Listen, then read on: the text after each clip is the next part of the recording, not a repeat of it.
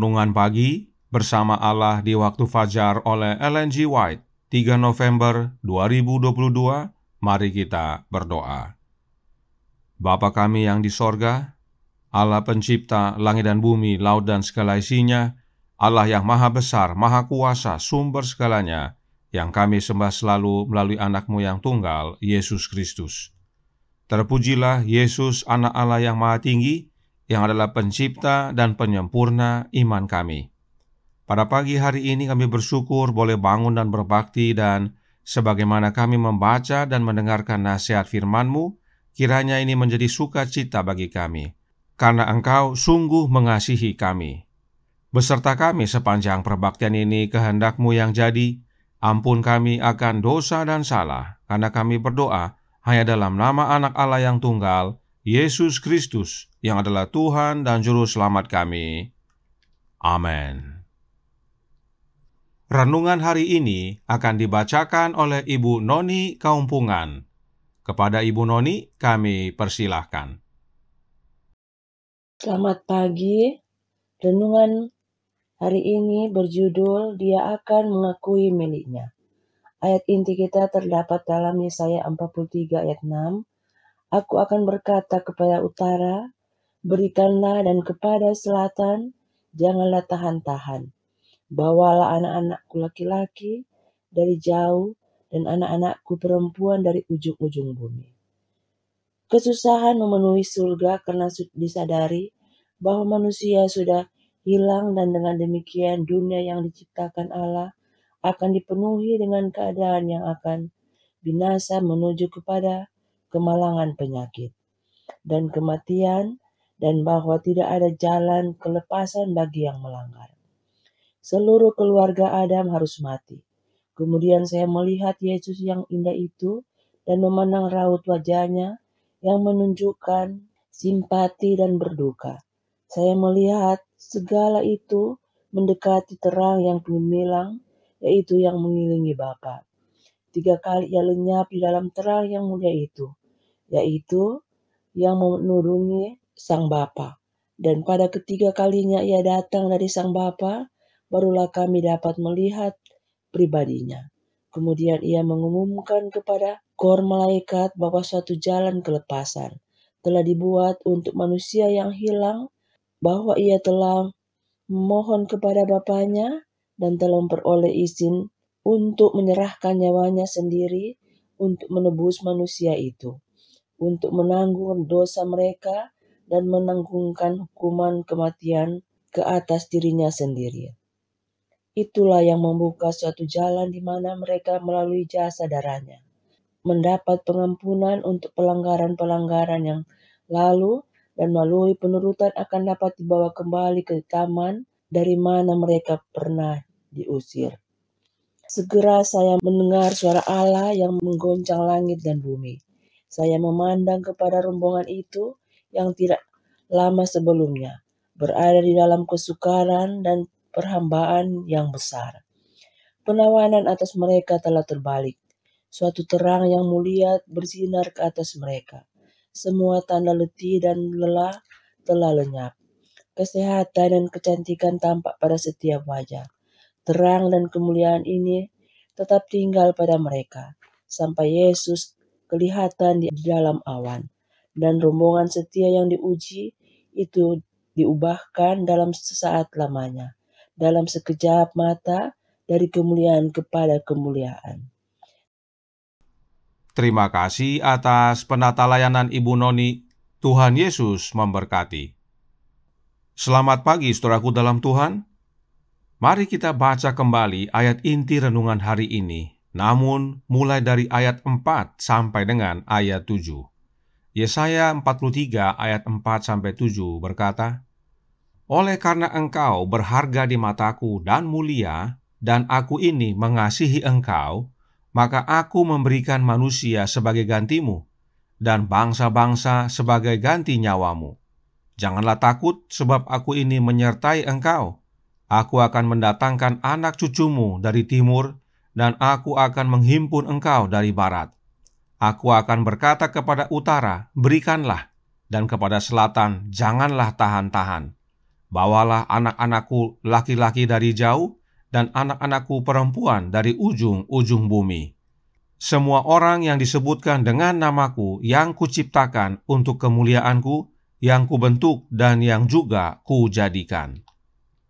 Saudaraku dalam Tuhan, tentang ayat ini Roh Nubuat menjelaskan dalam Review and Herald September 15 tahun 1896 paragraf 2 berkata, Tuhan mengasihi setiap orang yang untuknya Dia memberikan anaknya, dan Dia tidak ingin kita menghabiskan hari-hari kita dengan meratapi dosa-dosa kita. Segala sesuatu yang Allah dapat lakukan telah Dia lakukan untuk menyatakan kasih dan belas kasihan-Nya yang besar kepada kita. Dia begitu besar mengasihi akan dunia ini, sehingga Ia telah mengaruniakan anaknya yang tunggal, supaya setiap orang yang percaya kepadanya tidak binasa, melainkan beroleh hidup yang kekal.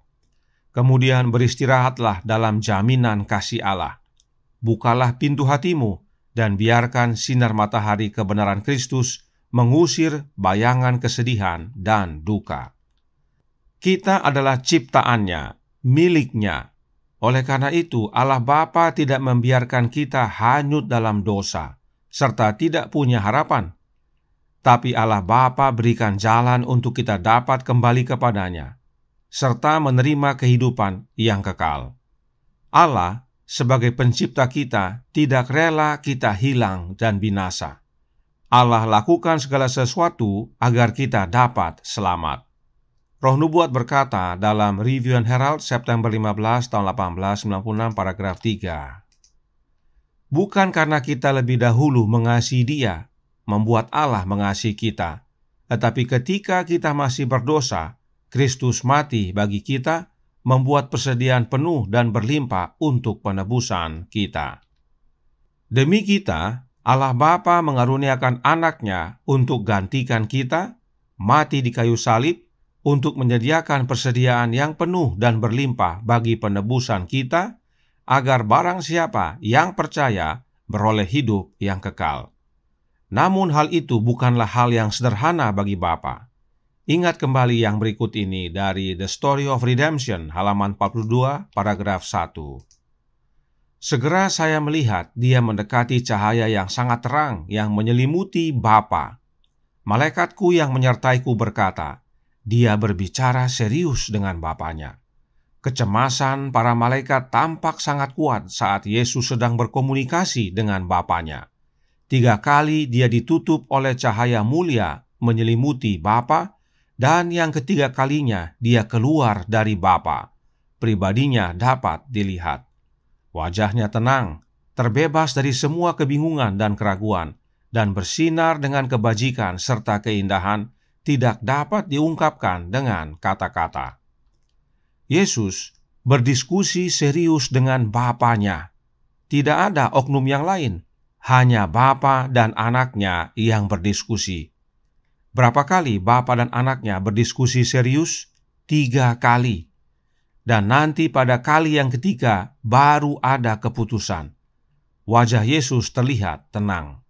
Kemudian, renungan hari ini berkata dalam Bersama Allah di Waktu Fajar, halaman 332 paragraf 1. Kemudian, Ia mengumumkan kepada kor malaikat bahwa suatu jalan kelepasan telah dibuat untuk manusia yang hilang, bahwa Ia telah memohon kepada Bapanya dan telah memperoleh izin untuk menyerahkan nyawanya sendiri untuk menebus manusia itu. Yesus berdiskusi dengan Bapanya dan memohon hanya kepada Bapanya, dan kemudian mendapat izin dari Bapanya untuk mati bagi kita, manusia yang telah jatuh dalam dosa, agar jalan keselamatan terbuka bagi kita, khususnya yang percaya dan dapat kembali kepada Bapa. Ini bukan sandiwara, saudaraku dalam Tuhan.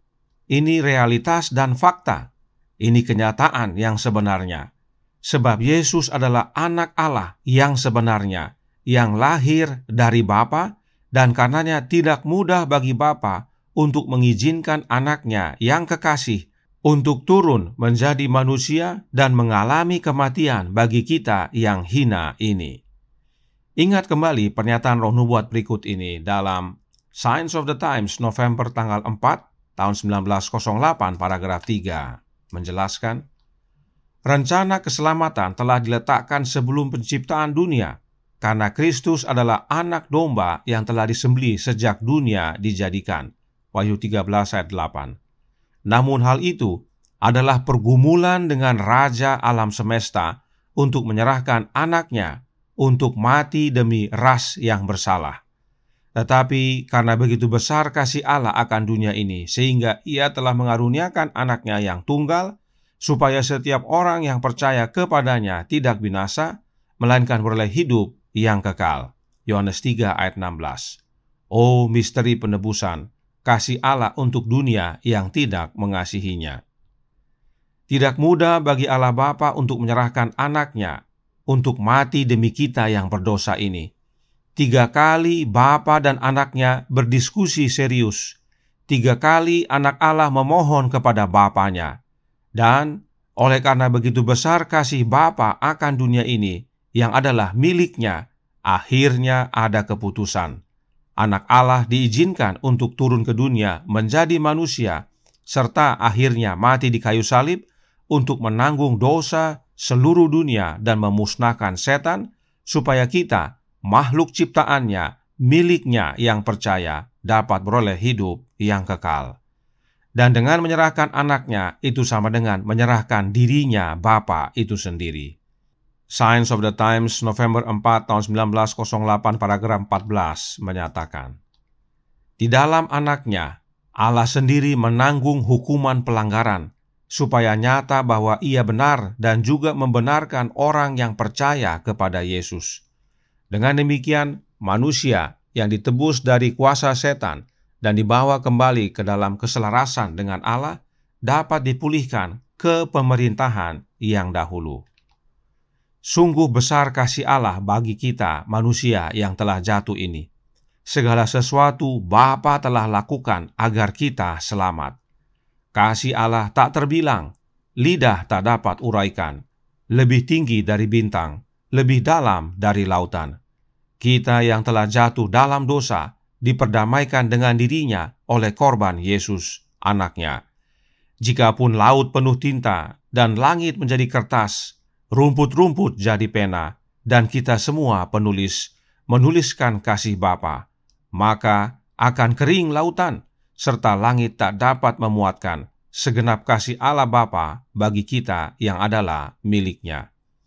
Allah Bapa tidak hanya akui kita miliknya, namun bahkan rela berkorban, serahkan seluruh sorga demi keselamatan kita. Kiranya ini menjadi pembaharuan bagi kita, agar sepenuhnya dan sesungguhnya hidup hanya bagi Allah Bapa di dalam anaknya, hingga kita bertemu di sorga dengan Bapa dan anaknya, yang begitu mengasihi kita. Tuhan memberkati, saya bawa dalam nama Yesus. Amin. Mari kita berdoa. Bapa kami yang di sorga, Allah pencipta langit dan bumi, laut dan segala isinya, Allah yang maha besar, maha kuasa, sumber segalanya, yang kami sembah selalu melalui anak-Mu yang tunggal, Yesus Kristus. Terima kasih atas nasihat yang indah dan menguatkan pada pagi hari ini, di mana kami adalah milik-Mu, ciptaan-Mu, yang meski telah jatuh dalam dosa, Engkau berusaha segala sesuatu untuk selamatkan kami, terlebih dengan kasih-Mu yang begitu besar, mengaruniakan anak-Mu yang tunggal untuk turun ke dunia ini menjadi manusia dan mati di kayu salib untuk menanggung dosa-dosa kami, agar kami dapat beroleh hidup yang kekal bila mana percaya kepadanya.